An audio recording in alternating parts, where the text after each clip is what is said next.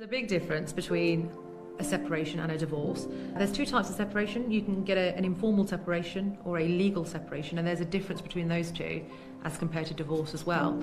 I'll start backwards, but starting with divorce itself, what a divorce does is it terminates the marriage. So in the eyes of the law, once divorce proceedings have concluded, you are no longer a married couple and you are treated as a divorced couple. The marriage ends, the marriage severs.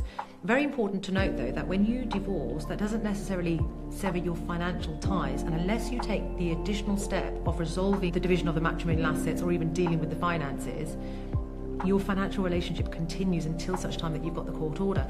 In terms of separation, so if you have an informal separation, you're essentially not taking any steps. You are simply agreeing to separate. You're not commencing divorce proceedings.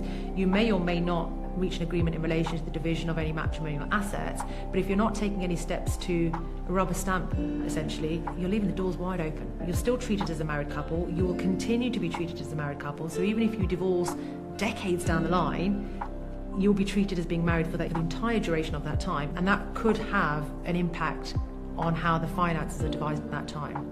There is a distinction between an informal separation and a legal separation. So a legal separation is often referred to as a judicial separation, and what that does is it requires an application similar to the divorce process, except you aren't getting divorced, but you are recognised as being legally separated.